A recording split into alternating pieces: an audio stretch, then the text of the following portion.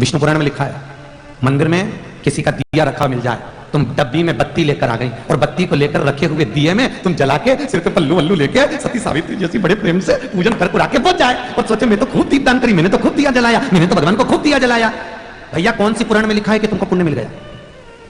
अरे बोलो तो सही, किसी पुराण में किसी शास्त्र में लिखा हो कि किसी के रखे हुए दिए में बत्ती लगा दो और उसका पुण्य तुमको मिल जाएगा? तो जिसका दिया था, जिसका दिया है, प्रॉपर्टी जिसकी है, उसी को फल मिलना है, तुमको नहीं मिलना। तुम भले जिंदगी भर बत्ती को डुबो डुबो के लेके आ जा, क्योंकि आलसी तो तुम हो ही,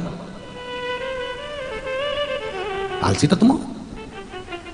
बत्ती बस भिंगो के एक बार रख लियो, एक बार बत्ती भिंगो के रखिए। कितना सुंदर लिखा है साहब, स्कंद पुराण विष्णु पुराण में स्पष्ट किया गया, 8 दिन में जितनी बत्ती भगवान को लगना है, 8 दिन तक की वो बत्ती डब्बी में होना चाहिए। 8 दिन के बाद में बत्ती की डब्बी में दूसरी बत्ती और दूसरा घी डलना चाहिए। बहुत ध्यान देना, तुम्हारे घर के डब्बे में घी में से गंध आने लगती है तो तुम डब्बा धो लेते हो, पर कई ऐसी माताएं हैं बत्ती के डब्बे में कितनी भी गंध आए वो उसी में घी उंडेल उंडेल के फिर लिया। ईमानदारी से बोलना, जब कल परसों कथा में आया था कि पुष्प कहता है कि जितनी सुगंध मुझ में है उतनी सुगंध इसमें दे दो, तो जब बत्ती को सम्मुख में प्रकट किया जाता है, उसको दीप प्रज्वलन किया जाता है, तो जो घृत जलता है उस घृत की जो काली लपट मेरे ठाकुर पर, मेरे शंकर पर, मेरे राम पर, मेरे कृष्ण पर जब पड़ती है तो वो लपट से मालूम पड़ता है कि आपने कैसी दीप भगवान को प्रज्वलित कर कर प्रकट किया, कैसे समर्पित किया।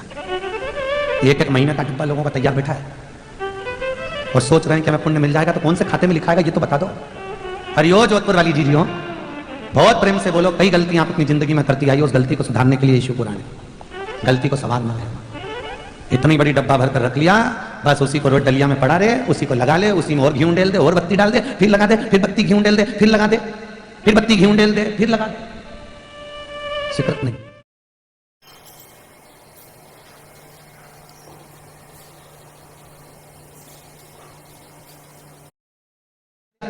फिर बत्ती घी डाल दे, फिर लगा दे। सिकरत नहीं, सिकरती नहीं, शास्त्र नहीं कहता। बहुत सुंदर बात कही है, आपको अगर मंदिर में दिया लगाना है तो एक दिया आप मंदिर में अपनी तरफ से फिक्स पहले से रखकर आइए। रख दिया एक दिया, उसके बाद में तुम कभी भी आओ, किसी भी दिए में तुम दिया लगा सकते हो, किसी भी दिए में तुम बत्ती लगा सकते हो। किसी का भी दीपक पड़ा है, फिर उसमें आप बत्ती लगाओगे तो आपका दिया स्वीकार होगा। पर आपने जिंदगी में एक भी दिया, और ऐसी कई जगह होती है जहां तुमने दिया नहीं दिया, गंगा जी के घाट पे गई, बत्ती का डब्बा ले गई, नहाने गई थी, अब गंगा के घाट पे तू कौन सा दिया रखी थी पहले जिंदगी में बता, और दूसरे के पड़े पड़ा दिए में तुमने दीप लगा दिया। कितना कार्तिक की पूर्णिमा आई, नदियों के घाट पर गए, मिठाई के पुराने पुराने डिब्बे, खूब दिन के जो दिवाली पे मिठाई खाई थी सबका डिब्बा इकट्ठा कर लिया, आटे का तगड़ा दिया बना लिया, उसमें बत्ती रख दी और मिठाई के डिब्बे को नदी में, गंगा यमुना सरस्वती सरयू में पुण्य कर रही है। और गंगा मैया मन में सोच रही आग लगा के जाएगी। क्यों भैया? विष्णु पुराण में लिखा हुआ है कि दीपदान कैसे करना चाहिए। अगर पढ़ना है तो विष्णु पुराण में स्पष्ट किया गया कि दीपदान कैसे करना चाहिए। स्कंद पुराण में कहा, नर्मदा पुराण में, अग्नि पुराण में, पद्म पुराण में, भागवत पुराण में, शिव पुराण में दीपदान का महत्व बताया कि दीपदान कैसे करना चाहिए। कि दिए आप लगाओ पर कचरे के डब्बे में नहीं जो खाली हो चुका है। दीप लगाओ, आप घाट पर मिट्टी के दीप ले जाकर आप जला दीजिए, पर किसी दिए को पानी में विसर्जन ना करिए, क्योंकि जल में तुम जब विसर्जन करते हो डब्बा जलता है तो जिस माँ को तुमने दीप दिया है उसका पूरा अंग जल जाता है, पूरी साल भर वो बद्दुआ देती है। दूसरी बार प्रयास करती है कि आप घाट पर ना आए।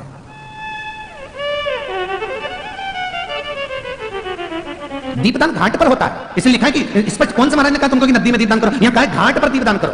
कार्तिक महीने में कहा जाते हो दीपदान करने के लिए, बोलो जम के बोलो, घाट पर जाते हो, नदी में नहीं, गंगा यमुना के घाट पर दीपदान। लोग पूछते कहां गई थी, मैं गंगा के घाट पे दीपदान करने के लिए, कार्तिक की पुण्य, तो घाट पर करो, जल में नहीं।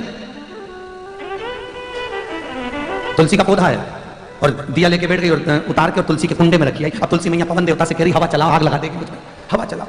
तो जब जब ये दिया लगाने तुलसी में जाती तो हवा चलने लगती अपने आप। तो कई लोग कहते हैं कि बताओ अभी तो हवा चली नहीं रही थी और दिया लगाओ तो हवा चलने लगती है, ऐसा क्यों? भगवान मुझ पर कृपा कर रहा, भगवान कोई कृपा नहीं कर रहा। तुलसी मैया पवन देवता से कह रही आग लगा देगी, लगा हवा चला। तो जैसे जैसे हवा चले दिया इधर चले, तुलसी मैया इधर झुके, हवा में इधर झुके, क्योंकि आग लगा के माने कि कुंडे के अंदर धर के चली गई दिया, तुलसी मैया इधर झूल रही, इधर झुके, उससे कोई स्वीकृति नहीं, कोई स्वीकृति।